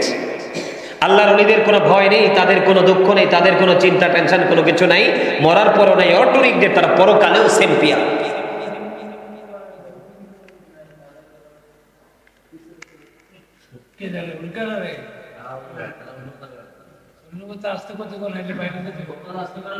আমার কথা আপনারা বুঝতেছেন?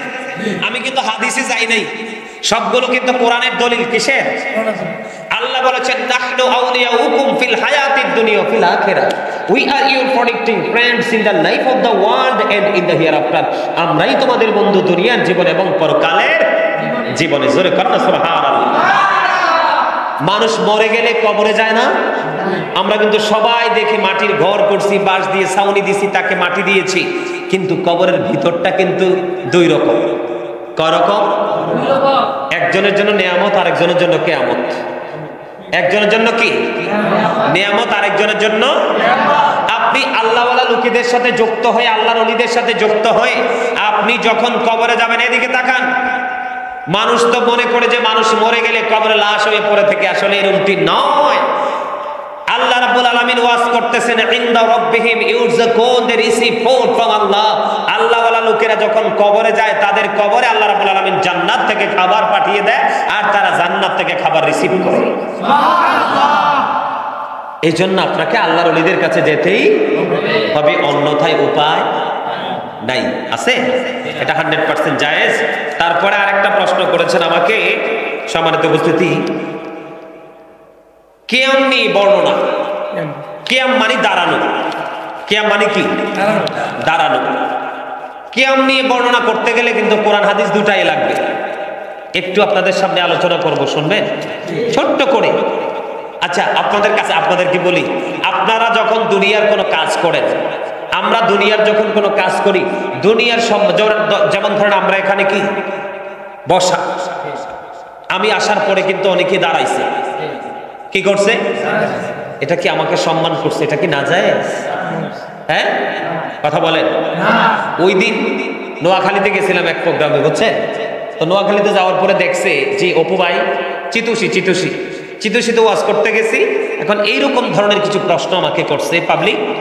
এর মধ্যে এত গরম লাগছে, তো গরম লাগার কারণে ওই যে প্যান আছে না খারা জাফর বাবার অনুষ্ঠানে যে কি প্যান বলে, ক্রিস্টান প্যান, বড় প্যানগুলো।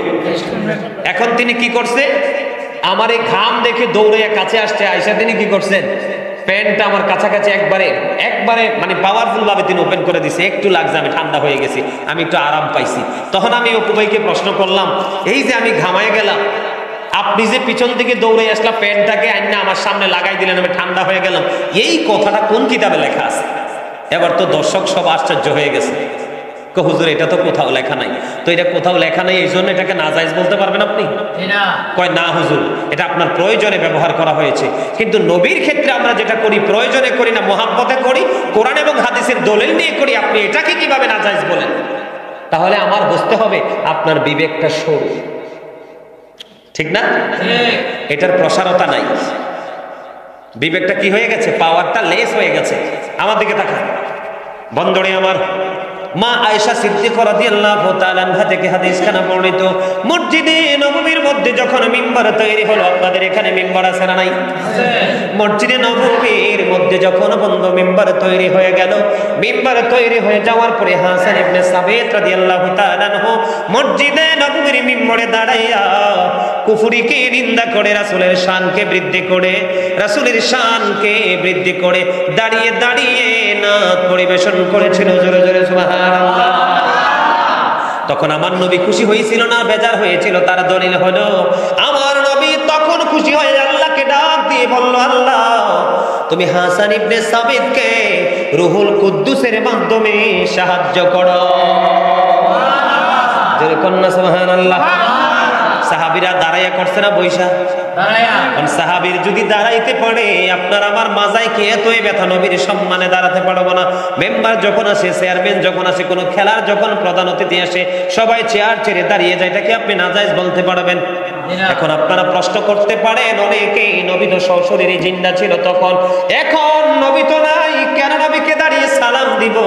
যারা মনে করবেন নবী নাই, তারা আরো বড় বোকা মূর্খ। মানুষ সোজা কথা বলেন, মানুষ মারা গেলে কবরের পারে যাইয়া কি দোয়া পড়ে? বিসমিল্লাহি, আরে কথা কর না কিনলে, বিসমিল্লাহি ওয়া আলা মিল্লাতি রাসূলিল্লাহ পড়ে কি পড়ে না? লাশটা কার হাতে তুলে দিবেন? রাসূলের হাতে সুপর্দ করে দিয়ে চলে এসেছেন। ও বন্ধু, তাহলে এটা সবাই পড়ে, দলমত নির্বিশেষে সবাই পড়ে কি পড়ে না? এখান থেকে কি বোঝা যায় নবী মরে গেছে না জিন্দা? আল আম্বিয়াউ আহিয়াউ ফি কুবুরিহিম ইউসাল্লুন। নবী রাসূল তারা আপন আপন রওজায় তারা জিন্দা নামাজরত অবস্থায় আছে। নবী কি? এই জন্য আমরা মুহাব্বতে নবীকে দাঁড়ায় সালাম দেই, বলে হুজুর সম্মান করার কথা কোথাও আছে না নাই? আল্লাহ রাব্বুল আলামিন কোরআনে বলেছেন অতুআসিরুহু ওয়া তুআক্কিরুহু। আল্লাহ বলেছেন help him and respect him, তোমরা আমার হাবিবকে সাহায্য করো এবং সম্মান করো। আমরা দাঁড়িয়ে নবীকে শুধু সম্মান করি। কিয়াম নাজায়েজ, পৃথিবীতে এমন কোন মারফুত নাই দলিল দিয়ে দিতে পারবে যে কিয়াম নাজায়েজ। বললাম তো, এই শিবনগর উত্তরপাড়া থেকে বললাম রাসূলকে দাঁড়াইয়া সম্মান করা নাজায়েজ, এটা পৃথিবীর বুকে এমন কোন মায়ের সন্তান নাই প্রমাণ করতে পারবে। বাইরে বাইরে ছাগলের 11 নম্বর বাচ্চার মতো লাফালাফি করতে পারবে, দলিল নিয়ে আসতে পারবে? কথা কি বুঝে? এখন কিয়ামতের কাছাকাছি চলে এসেছে সময়। কিসের সময়? কত ধরনের মৌলবী বের হইবে দেখবেন, কত রকমের কথা আপনি শুনবেন যেটা আপনার জীবনে কোনোদিন কল্পনাও করেন নাই, কিন্তু তাদের কথা বিশ্বাস করা যাবে না। ওই যে আমার এই চাচারা দাদারা, তাদের ধারাবাহিকতা নিয়ে আলেমরা যেভাবে কথা বলবো ওইটাই রাইট। এখনকার যে আধুনিক যে কথাবার্তা, এগুলো বিশ্বাস করা যাবে না। কথা কি বুঝতে পারছেন? আশা করি উত্তর পাইছেন। আর বেশি লম্বা করতে পারবো না, রাত্রে অনেক হয়ে গেছে, ঠিক কিনা? আরো জোরে কথা কি বুঝতে পারছেন? নবীকে দাঁড়াইয়া সালাম দিবেন। হ্যাঁ, এখানে একটা কথা আছে, কেউ যদি দাঁড়াইয়া সালাম না দেয় আমরা কাউকে বকি না, কিন্তু আমরা দাঁড়াইলে তোমাদের যে চুলকানি এসে তার মানে বুঝতে হবে তোমাদের গায়ে অনেক বেশি অ্যালার্জি, ঠিক কিনা বলে? অ্যালার্জি ওলা লোক কিন্তু ইজামাজ খাইতে পারে না, ভালো ভালো পুষ্টিকর খাবার খাইতে পারে না, পুঁইশাক খাইতে পারে না। বাঙালির একটা প্রিয় খাবার হলো মুসুরির ডাল আর আলুর ভর্তা। মুসুরির ডালও তারা খাইতে পারে না, পুঁইশাকও খাইতে, ইলিশ মাছও খাইতে পারে না, গরুর গোশতও খাইতে পারে না, ঠিক কিনা বলে? আরো জোরে। এইগুলো থেকে আমাদেরকে দূরে থাকতে হবে, সচেতন থাকতে হবে। এই ভুল ফতোয়া আমরা গ্রহণ করব না, করব এসব ধরনের কথা থেকে আমরা, আল্লাহ যেন আমাদেরকে হেফাজত করে। সকলে বলেন আমিন। রমজান মাস আসছে, সবাই বেশি বেশি করে খাবেন। রমজানে কিন্তু খাওয়ার কোনো কি নেই, হিসাব কি নাই। তোমরা ক্লোজ করে ফেলো, সব ক্লোজিং। কথা বুঝতে পারছেন? আর কারো কোনো কথা আছে? আর কোনো কথা নাই। সম্মানিত উপস্থিতি।